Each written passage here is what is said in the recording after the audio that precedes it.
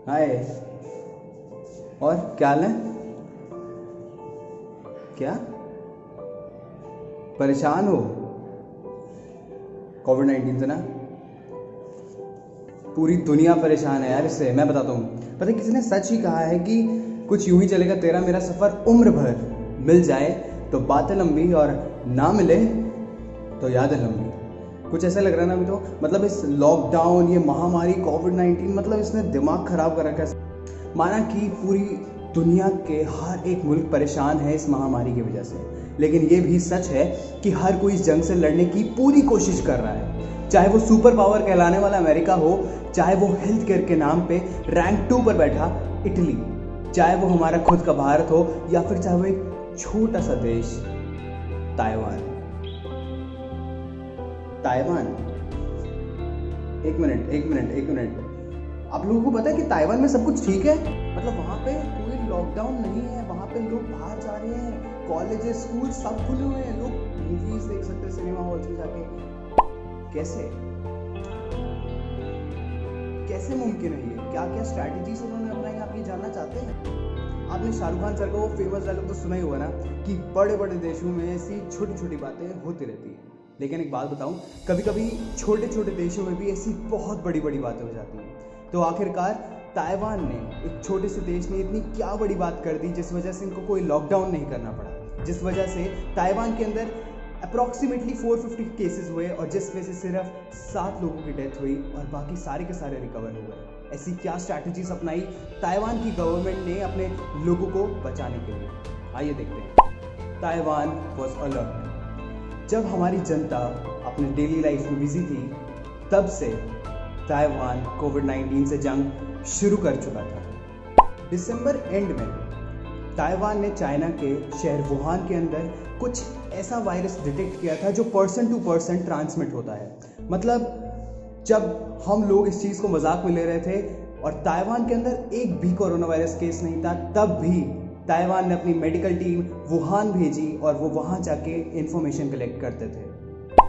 Taiwan जो China से सिर्फ 130 किलोमीटर दूर है, उसने चाइना से आने वाली सभी फ्लाइट्स और टूरिज्म पर कंट्रोल करना शुरू कर दिया। Most importantly general awareness, I mean public awareness and crowd management. Corona virus के पता लगते ही ताइवान ने जल्द से जल्द अपने लोगों को कॉन्फ्रेंसेस और कैंपेन्स के थ्रू अवेयर करना शुरू कर दिया कि कैसे वो लोग मास्क पहनकर और सैनिटाइज होकर दूसरों को कोरोना वायरस होने से बचा सकते हैं।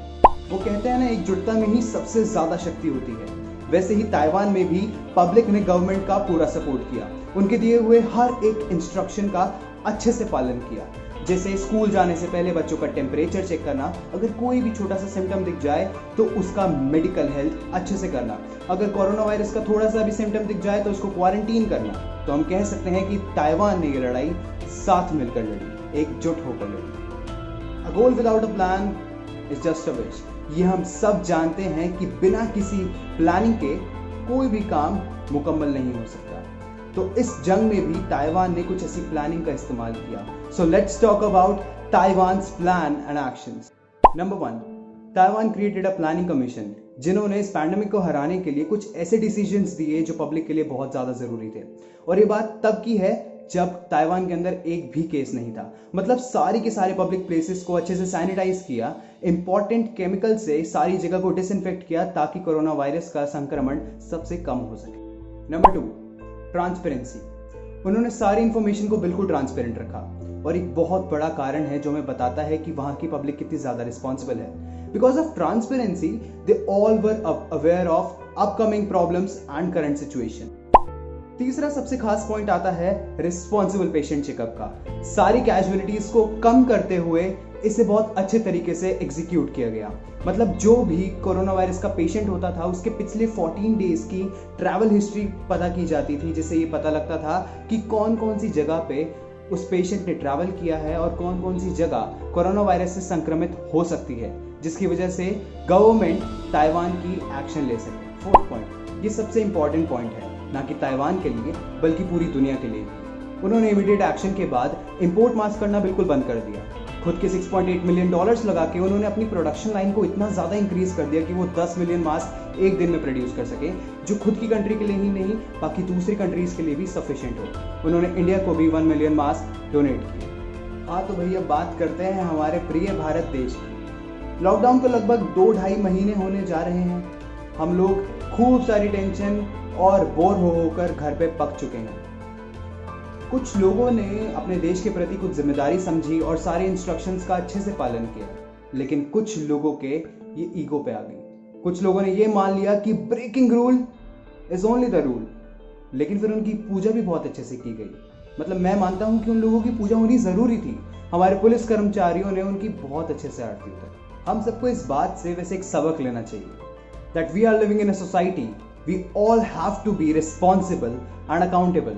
इस समाज में रहने के लिए कुछ चीज़ें बहुत ज़्यादा ज़रूरी है, डर, जिम्मेदारी और जवाबदेही। और अगर इनमें से एक भी चीज़ लोगों के पास नहीं हुई तो गवर्नमेंट इस देश का कुछ भी कर ले, देश कभी आगे नहीं बढ़ पाएगा। हम सबको ये समझना बहुत ज़रूरी है कि इस महामारी में ही नहीं, इसके बाद भी जब तक समाज है, हर इंसान को समाज के प्रति उसकी जिम्मेदारी की समझ होना और भय होना ज़रूरी है। हो सकता है हम जीत जाएं और ये भी हो सकता है कि हम हार जाएं, लेकिन याद रखना कि इसका आखिरी फैसला तभी पता चलेगा जब हम साथ मिलकर लड़ेंगे। यार हम ये कैसे भूल सकते हैं कि हम इंडियंस हैं, हम कुछ भी कर सकते हैं। और वो जाकिर भाई कहते हैं ना कि हम वॉरियर्स हैं, हम जीतते नहीं, हम जीत जाते हैं। याद हम 1857 के अंदर जीत नहीं पाए थे, लेकिन 1947 के अंदर क्या जीते थे हम।